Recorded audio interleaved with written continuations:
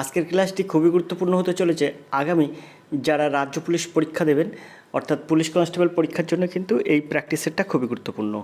আমরা যে প্র্যাকটিস সেটটা আজকে দেখব সেটা কিন্তু গত মাসে অর্থাৎ জুন মাসের সাফল্য বই থেকে কিন্তু এই প্র্যাকটিস সেটটা নেওয়া হয়েছে। গত মাসের সাফল্য বইতে কিন্তু দুখানা প্র্যাকটিস সেট দিয়েছে। এখানে আপনারা অবশ্যই দেখতে পাচ্ছেন রাজ্য পুলিশ কনস্টেবল পদে পরীক্ষার সম্ভাব্য 2 সেট প্রশ্ন। তো চটপট উত্তর বার করার কৌশল অর্থাৎ এই প্র্যাকটিস সেট থেকে আমরা দুটো প্র্যাকটিস সেট দিয়েছে আগের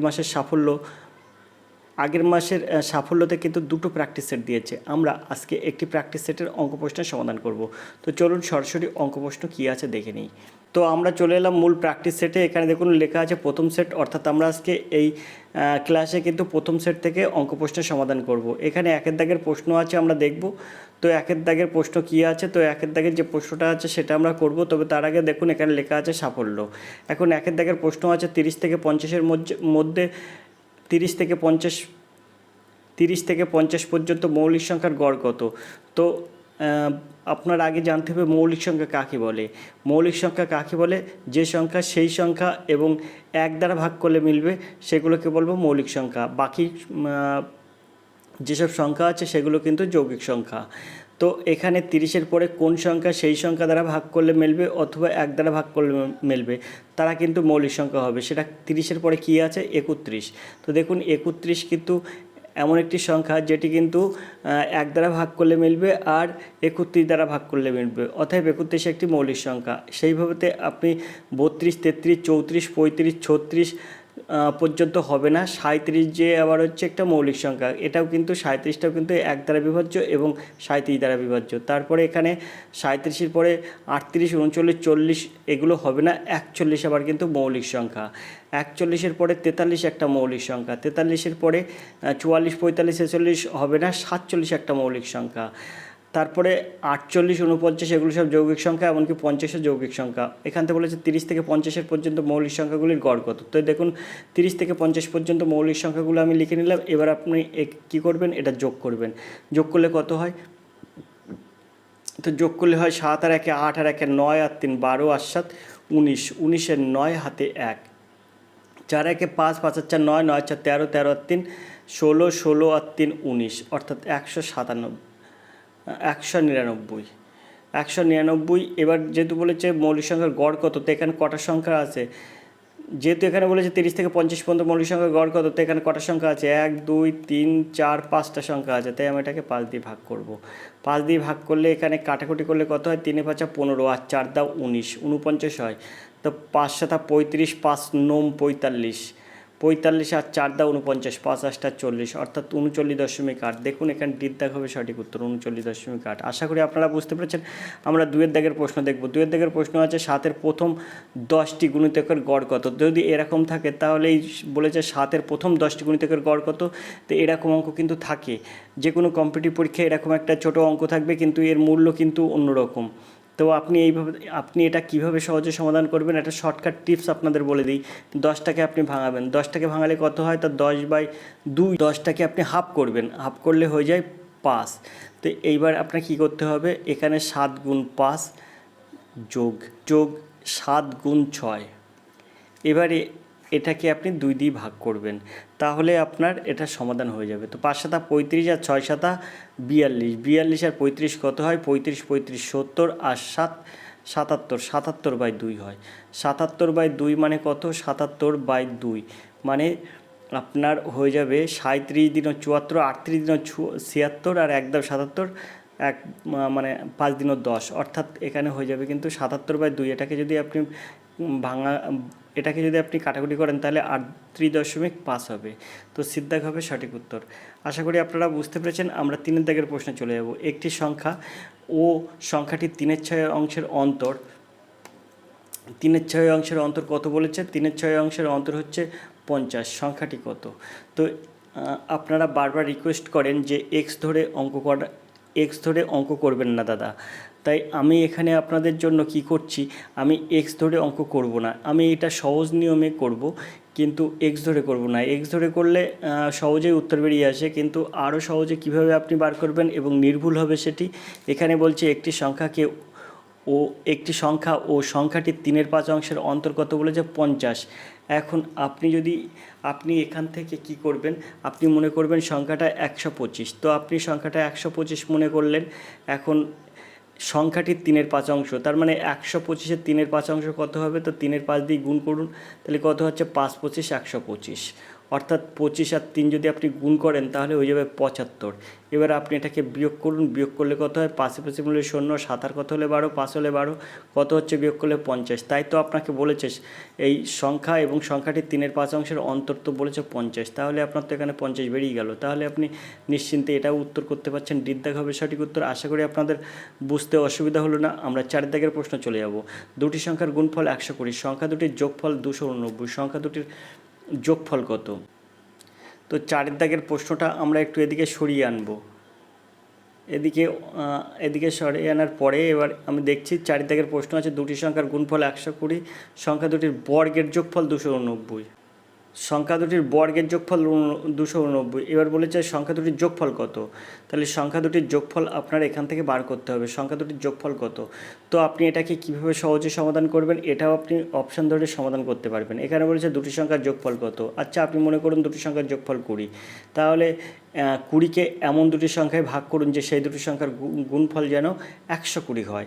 তাহলে তো আপনি কি করবেন, দেখুন 20 যদি আপনার 15 আর 5 হলে 20 হয়, 15 আর 5 যদি যোগ করেন তা 20 হয়, তো কিন্তু 5 15 75 হয়, 120 হয় না। 20 এমন দুটি অংশে বিভক্ত করবেন যে সেই দুটি যোগ করলে 20 হবে অথবা গুণ করলে আপনার 120 হতে হবে। তো এরকম কিছু কিন্তু আসছে না এখানে।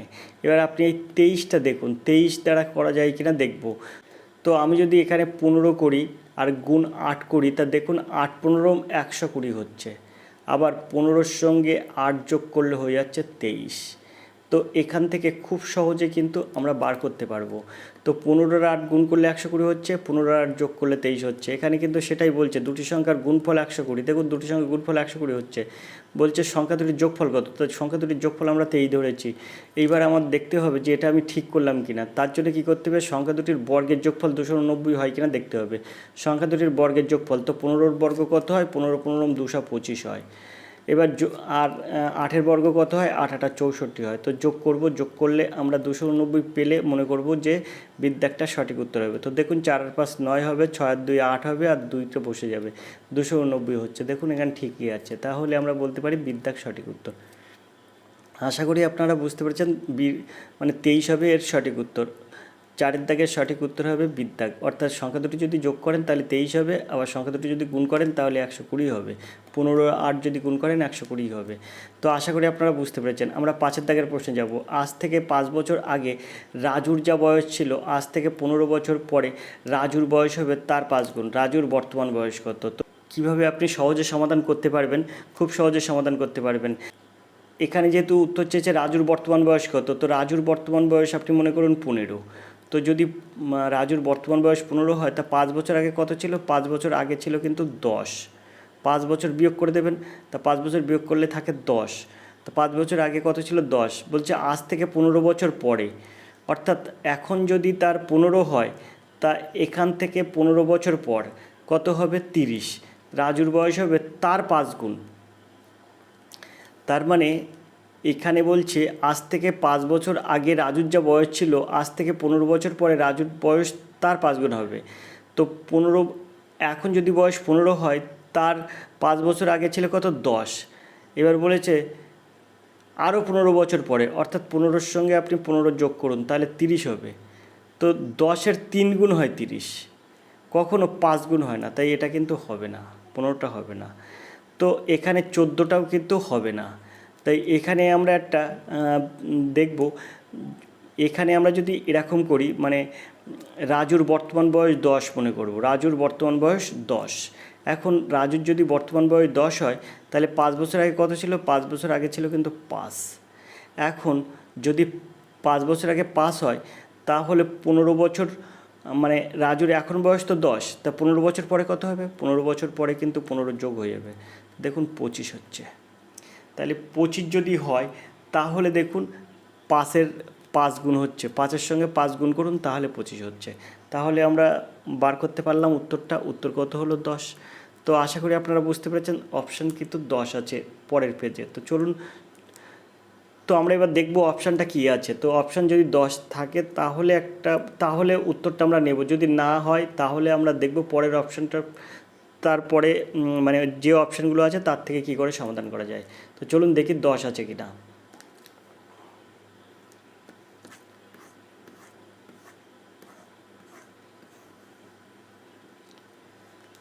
তো এখানে দেখুন এই সির অপশানে আছে 10, তাহলে সির দাগ হবে সঠিক উত্তর। আশা করি আপনারা বুঝতে পেরেছেন। আমরা এই 6 দাগের প্রশ্ন দেখব। 6 দাগের প্রশ্ন যেটা আছে সেটা আপনার বলছে গসাগু নির্ণয় করুন। তো গসাগু যদি নির্ণয় করতে বলেছে তাহলে গসাগু কী করব, যেটা কমন আছে সেটা আমরা গসাগু করব। তো দেখুন এখানে 2-এর স্কোয়ার আছে, এখানে কি 2-এর স্কোয়ার আছে, এটা প্রথম রাশি আর এটা দ্বিতীয় রাশি। তা প্রথম রাশি যদি আমি ফার্স্ট রাশি আমি পাতায় নিচ্ছি, দেখুন ফার্স্ট রাশি বলে এখানে 2 স্কোয়ার করেছে মানে 2 গুণ 2, 3 স্কোয়ার করেছে মানে 3 গুণ 3, 7 স্কোয়ার করেছে মানে 7 গুণ 7। আর এটার থেকে কী পাবো, এটার থেকে পাবো 2 গুণ 3 গুণ 3 গুণ 3 গুণ 3, 4টে 3 গুণ 7। এখন আমাদের কি করতে হবে, এতেও যেটা থাকতে হবে ওতেও থাকতে হবে, অর্থাৎ দুটোতেই একই জিনিস থাকলে সেটা নেব, তাহলে সেটাই হয়ে যাবে কিন্তু গসাগু। তো গসাগু সমান সমান কত হবে, গসাগু সমান সমান হয়ে যাবে, এখানে 2 আছে এখানে 2 আছে, তাই আমি একটা 2 নিয়ে নেব। তারপরে দেখুন এখানে 2 নেই, তাহলে 2-এর প্রসঙ্গ আসবে না। তারপরে এখানে একটা 3 আছে, এখানেও একটা 3 আছে, তাই আমি একটা 3 নেব। তারপরে এখানে আরেকটা 3 আছে, এখানেও একটা 3 আছে, আপনি এই 3টা নেবেন। তারপরে গুণ দেবেন। তারপরে এখানে দেখুন 7 আছে, তো এখানে 7 আছে, হ্যাঁ একটা 7 আছে, তাই আমি এখানে 7 দিয়ে দেবো। তারপরে এখানে 7 আছে আর 7 নেই, তাহলে কিন্তু আমরা এটা যদি গুণ করি তাহলে পেয়ে যাব। তো এখানে দেখুন 3 × 9, 7 × 9 63, 63 দিনও কত 126। তো এর সঠিক উত্তর হয়ে যাবে 126। আশা করি আপনারা বুঝতে পেরেছেন। আমরা 7 দাগের প্রশ্নে চলে যাব। দুটি সংখ্যার গুণফল 84,942। এখন বলছে সংখ্যা দুটির গসাগু 33 হলে লসাগু কত। তো এটার একটা সূত্র আছে, সেই সূত্রটা আপনারা সবসময় ব্যবহার করবেন। আমি বলে দিতে পারতাম এটাকে এটা দিয়ে ভাগ করলেই আপনার লসাগুটা বেরিয়ে যাবে, কিন্তু আমি সেটা বলবো না, কারণ লসাগু বার করার নিয়ম হচ্ছে এরকম, লসাগু সমান সমান লসাগু সমান সমান এই সংখ্যা দুটির গুণফল, সংখ্যা দুটির গুণফল বাই গসাগু। এটা আপনারা আশা করি জানেন, সংখ্যা দুটির গুণফল বাই গসাগু। এখন যেহেতু লসাগু বার করতে বলেছি তাই লসাগু সমান সংখ্যা দুটির গুণফল বাই গসাগু বলেছি। আর এখানে যদি বলতো গসাগু কত, তখন এখানে কিন্তু লসাগু দেওয়া থাকতো। যদি এখানে বলতো গসাগু কত, তখন বলতে হতো গসাগু সমান সমান সংখ্যা দুটির গুণফল বাই লসাগু। অর্থাৎ যেটা চাইবে সেটা আপনি এখানে দেবেন, বাকিটা নিচে দেবেন। আশা করি আপনারা বুঝতে পেরেছেন। তো এখানে লসাগু সমান সমান কত হবে, তাহলে সংখ্যা দুটির গুণফল কত আছে 84942 বাই এখানে গসাগু কত আছে, গসাগু আছে 33, তাই আপনি এখানে 33 দিয়ে দেবেন। এখন আপনার যদি এটা কাটাকুটি করা হয় তাহলে এর উত্তর কত হবে। তো এটা যদি কাটাকুটি করা হয় তাহলে এর উত্তর চলে আসবে কিন্তু এখানে 2, 5, 7, 4, অর্থাৎ 2574 চলে আসবে এটা কাটাকুটি করলে। আশা করি আপনারা বুঝতে পেরেছেন। এর দাগ হবে সঠিক উত্তর। আমরা 8 দাগের প্রশ্নে চলে যাব। তো প্রশ্নটা আমরা একটু উপরের দিকে তুলব। 8 দাগের যে প্রশ্নটা আছে দেখুন কত সুন্দর প্রশ্ন আছে, 20%কে ভগ্নাংশে পরিণত করুন। তো 20%কে ভগ্নাংশে পরিণত করলে কী হবে, 20% কথার অর্থ কি আপনাদের সবসময় বলেছে, 20% কথার অর্থ হচ্ছে 20/100। পার্সেন্টের কথার অর্থ 100 আর 20টা উপরে বসে গেল, তো এই শূন্য আর এই শূন্য নেমে গেল, আর এখানে 2 1 কে 2 আর 5 দিনের 10 হয়ে গেল। তো এটা সমান সমান কত হলো 1/5, তাহলে এর সঠিক উত্তর হবে 1/5। বিদ্যাক হবে সঠিক উত্তর। 9 দাগের প্রশ্ন আছে, একজন ক্রিকেটার 3টি বাউন্ডারি ও 8টি ওভার বাউন্ডারি করে মোট 120 রান করেছে, কত শতাংশ রান তিনি দৌড়ে নিয়েছেন। তো এখানে দেখুন মোট করেছে কত 120 রান। এখন এখানে বলেছে 3টি বাউন্ডারি কত, 3 গুণ 4, বাউন্ডারি মানে 4, একটা বাউন্ডারিতে 3 4 12, আর বলেছে ওভার বাউন্ডারি কটা 8টা, তো 8 গুণ 6, তো এখানে কত হবে 6 8টা 48, যোগ করলে কত হবে 8 আর কত 8 আর 12 48 আর 12 কত হবে 48 আর 12 60। এখন 120-র মধ্যে 60 রান করেছে কিন্তু ওই বাউন্ডারি ওভার বাউন্ডারি করে, বাকি 68 রান করেছে কিন্তু দৌড়ে নিয়েছে আর 60 রান। তাহলে বলছে কি মোট 120 রান যেহেতু, তা 60 রান যদি বাউন্ডারি ওভার বাউন্ডারি মেরে যদি নেয় আর 60 রান দৌড়ে নেবে, তো বলছে এখানে কত শতাংশ রান দৌড়ে নিয়েছে, তা 120-তে 60 নিয়েছে দৌড়ে, তাহলে কত শতাংশ নিয়েছে, তাই 100-র মধ্যে কত, তো এটা 60 যেহেতু দৌড়ে নিয়েছে 120-র মধ্যে, তাহলে 50% নিয়েছে, তো এখানে সঠিক উত্তর হিসেবে 50%। আশা করি আপনারা বুঝতে পেরেছেন। তার মানে এটা আপনার কীভাবে বার করতে হয়, আপনি এরকমভাবে করবেন, 120-র মধ্যে 60 রান দৌড়ে হয়, তাহলে 1-এর মধ্যে কত, 120 রান নিচে চলে আসবে, আর 100-র মধ্যে কত, তাই 100টা উপরে গুণ হয়ে যাবে। আশা করি আপনারা বুঝতে পেরেছেন। তো এখানে 60 দিনে 20 আর 50 দিনে 100, সেই ক্ষেত্রে আপনার 50% হবে। আমরা চলে যাবো 10-এর দাগের এই প্রশ্নটা কী আছে দেখব, তার জন্য প্রশ্নটা একটু উপরের দিকে তুলব। 10-এর দাগের যে প্রশ্নটা আছে দেখুন, খুব সুন্দর একটি প্রশ্ন আছে। একটি ঘড়ি 1140 টাকায় বিক্রি করলে 5% ক্ষতি হয়, কত টাকায় বিক্রি করলে 5% লাভ হয়? কিছু না, 1140 টাকায় বিক্রি যদি করে 5% ক্ষতি হয়, তাহলে ওর ক্রয় মূল্যটা আমরা বার করে, সবসময় ক্রয় মূল্য বার করতে হবে এরকম থাকলে। তো আমরা কি করব, এই 1140টা দিয়ে দেবো, গুণ কত ক্ষতি হয়েছে, 5% ক্ষতি হয়েছে, তাহলে মানে 100 টাকা যদি ক্রয় মূল্য হয়, বিক্রয় করেছে কত টাকায়, 95 টাকায়, তাহলে তো 5% ক্ষতি হয়। তাহলে আমি যেহেতু ক্রয় মূল্য বার করব, তাহলে আমরা কি করব, এটাকে উল্টে গুণ করব, 100/95 দেবো। 5% ক্ষতি করার অর্থ কি, 100 টাকার ক্রয় মূল্য, বিক্রয় মূল্য 95 টাকা, তাই 5 টাকা ক্ষতি হয়েছে, তার মানে হয় 95/100। এখন যেহেতু আমার ক্রয় মূল্যটা বার করতে হবে, তাই এটা আমি উল্টে গুণ করে দেবো। আশা করি আপনারা বুঝতে পেরেছেন। তো এবার এটা যদি আমরা ক্যালকুলেশন করি, তাহলে কত হবে, এটাকে এটা দিয়ে কাটলে হয়ে যাবে 12, আর 12 আর 100 কাটলে কিন্তু 100 গুণ করলে হয়ে যাবে কিন্তু 1200। তো ওই ঘড়িটার দাম ছিল কিন্তু 1200, তো 1140 টাকায় বিক্রি করেছে, মানে 5% ক্ষতি হয়েছে।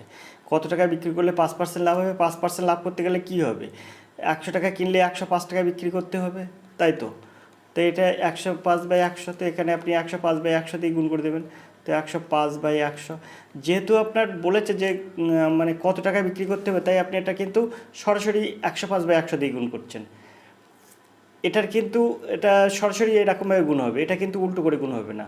যখন আপনার এরকম দেওয়া থাকবে, তখন কিন্তু আপনার ক্রয় মূল্য বার করতে গেলে উল্টে গুণ করতে হবে। তো এবার আপনি কী করবেন, এই 100 দুটো শূন্য কাটো, 2 শূন্য কাটলো, তাহলে 5 × 60 হাতে 6, 6টা বসে গেল, 12 × 1 12, অর্থাৎ 1260 টাকায় কিন্তু ওই ঘড়িটা বিক্রি করতে হবে। তো দেখুন এখানে কিন্তু সিদ্ধাক হবে সঠিক উত্তর। 1260 টাকায় যদি বিক্রি করে, তাহলেই কিন্তু তার 5% লাভ হবে। আশা করি আপনারা বুঝতে পেরেছেন। তো 11-এর দাগের প্রশ্ন কি আছে, একটি দ্রব্যের ক্রয় মূল্য বিক্রয় মূল্যের 25%, শতকরা লাভ কত? এখানে বলছে একটি দ্রব্যের ক্রয় মূল্য বিক্রয় মূল্যের 25%। তার মানে আপনার যদি বিক্রয় মূল্য যদি 100 টাকা হয়, বিক্রয় মূল্য মনে করুন 100 টাকা, বিক্রয় মূল্য 100 টাকা, তাহলে ক্রয় মূল্য কত, ক্রয় মূল্য সেই ক্ষেত্রে কিন্তু 25 টাকা। লাভ কত হচ্ছে, লাভ হচ্ছে কিন্তু 75 টাকা। ক টাকায় 75 টাকা লাভ হচ্ছে, 100 টাকা, 25 টাকার উপরে কিন্তু 75 টাকা লাভ হচ্ছে। তাহলে 25টা, এই যে এটা কিন্তু ক্রয় মূল্য, ক্রয়, আর এটা কিন্তু বিক্রয়, কারণ ওইটাই কিন্তু এখানে বলেছে ক্রয় মূল্য বিক্রয় মূল্যের 25%, শতকরা লাভ কত। তো এখানে আমরা কি করব, এখানে যেহেতু বিক্রয়, এখানে ক্রয়তে লাভ হয়েছে 75 টাকা, তা ক টাকায় 75 টাকা লাভ হয়েছে, 25 টাকায় কিন্তু 75 টাকা লাভ হয়েছে। তাহলে 25 টাকায় লাভ কত, 75 টাকা। 1 টাকায় লাভ কত, 1 টাকায় লাভ নিচে 25 হয়ে যাবে, আর 100 টাকায় লাভ কত, তো 100 গুণ হয়ে যাবে উপরে। আশা করি আপনারা বুঝতে পেরেছেন। 75 আর 25 কাটলে হয়ে যাবে কিন্তু 3, এখন 3 100 300, তো এর সঠিক উত্তর হবে 300%। তো শতকরা লাভ 300%, অর্থাৎ সিদ্ধাক হবে সঠিক উত্তর। আমরা 12 দাগের প্রশ্ন চলে যাব। তো তার জন্য কী করে প্রশ্নটা একটু উপরের দিকে তুলব। তো 12 দাগের যে প্রশ্নটা আছে দেখুন, এক বিক্রেতা একটি টিভি 20% লাভে 840 টাকায় বিক্রি করেন, আরেকটি টিভি 4% ক্ষতিতে 960 টাকায় বিক্রি করেন, তার মোট লাভের পরিমাণ কত? তো 20% লাভে 840 টাকায় যদি বিক্রি করেন, তাহলে ওই জিনিসটার ক্রয় মূল্য কত? তো প্রথম টিভি যেটা 840 টাকায় বিক্রি করেছে, তার ক্রয় মূল্য হয়ে যাবে কিন্তু 840 গুণ 20% লাভে বিক্রি করেছে, মানে 100 টাকার জিনিস 120 টাকায় বিক্রি করেছে, তাহলে ওটাকে আমি উল্টে গুণ করবো, তাহলে 100/120 দেবো, তাহলে এই শূন্য এই শূন্য, আর এখানে 7×12 = 84, তাহলে প্রথমটার ক্রয় মূল্য ছিল 700 টাকা, এটা কিন্তু ক্রয় মূল্য, আবারও বলছি ক্রয়। আর 4 টাকা ক্ষতি করেছে আরেকটা টিভিতে 960 টাকায় বিক্রি করে, তাহলে ওর ক্রয় মূল্য কত? তো 960 গুণ 4 টাকা ক্ষতি করেছে মানে কি 96 টাকায় বিক্রি করেছে, 100 টাকায় কিনে 96 টাকায় বিক্রি করেছে। তাই ওটাকেও আমি উল্টো করে গুণ করে দেবো, 100 ওপরে দেবো আর 96 নিচে দেবো, কারণ ক্রয় মূল্য তো বার করতে হবে দুটোর ক্ষেত্রে। তাহলে এই 96 আর এই 960 কাটলে হয়ে যাবে 10, 96 10কে 960, 100কে 10 দিয়ে গুণ করলে হয়ে যাবে 1000। এখন এই 700 টাকা ক্রয় মূল্য আগেরটার, আর এটার কিন্তু ক্রয় মূল্য 1000 টাকা।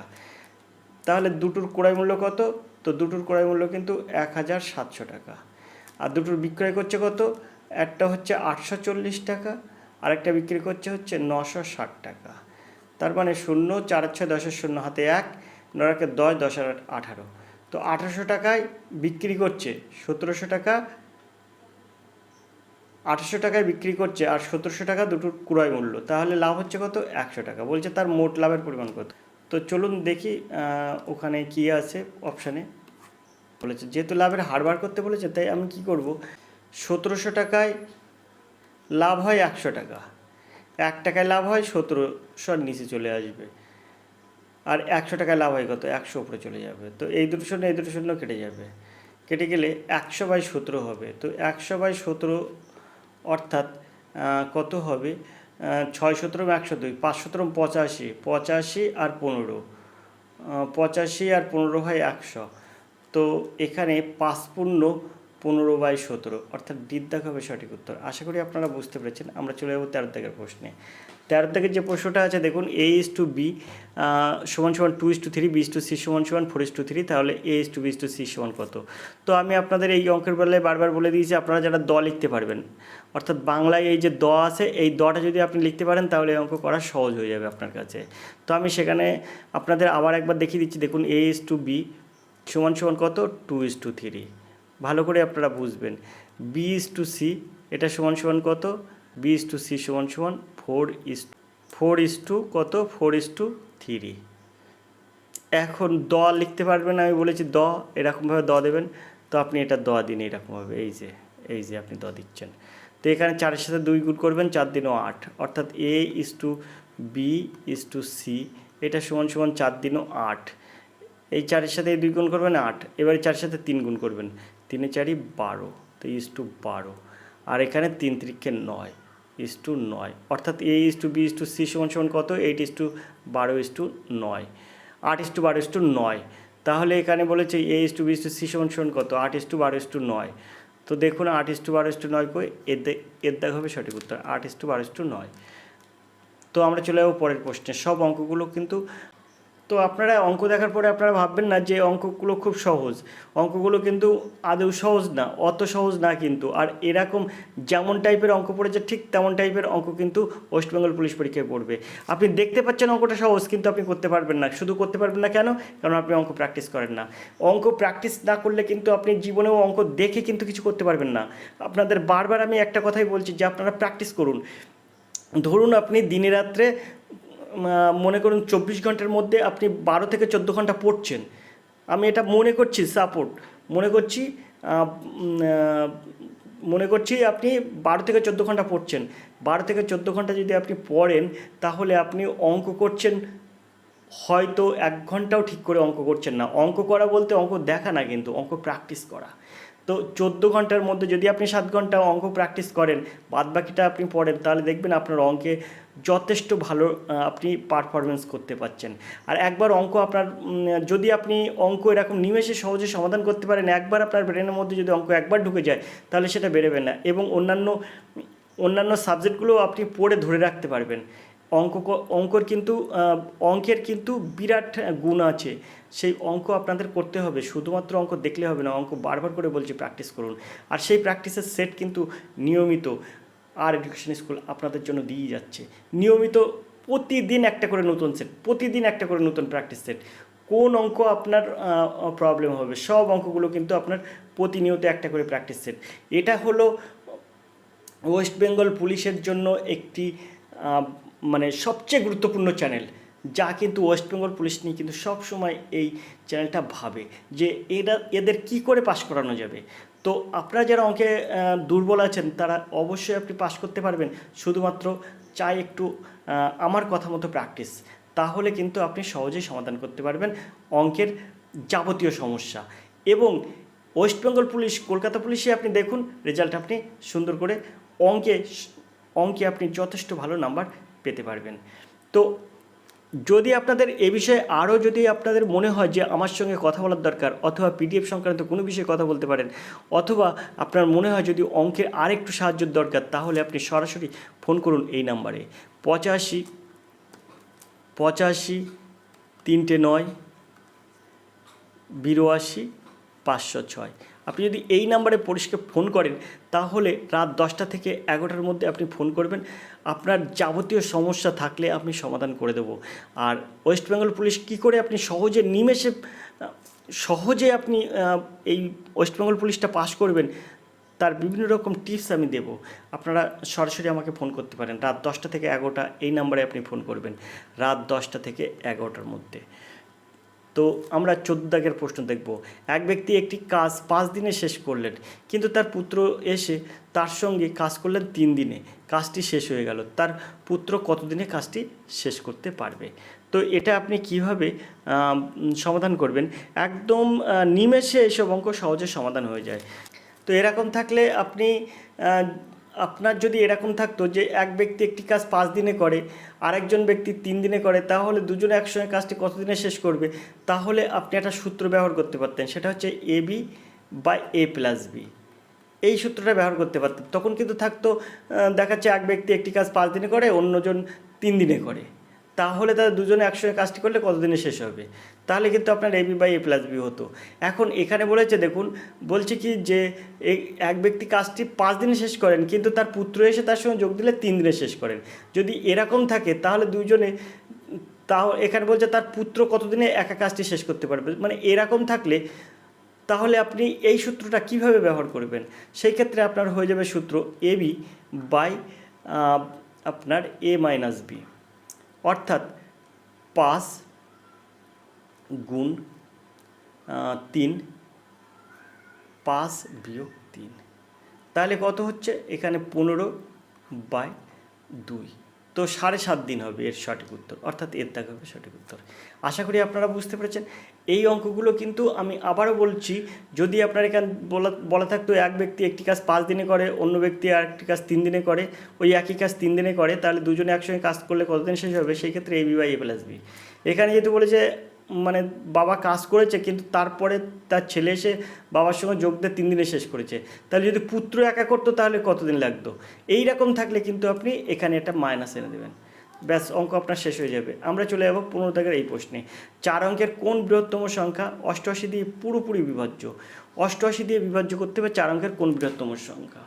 তো আমরা 4 অঙ্কের বৃহত্তম সংখ্যা সমান কি জানি? 4 অঙ্কের বৃহত্তম সংখ্যা সমান জানি কিন্তু 4টি নয়, তো আমরা 4টি নয় দেবো। আমরা কি করব? 88 দিয়ে ভাগ করব। এখানে দেখুন 88 1কে 88 করব, এখানে 11 হবে, এখানে 9টা বসে যাবে, এই 9টা এখানে বসে গেল। তাহলে তো এবার আমরা এটাকে আবার 88 1কে 88 করব।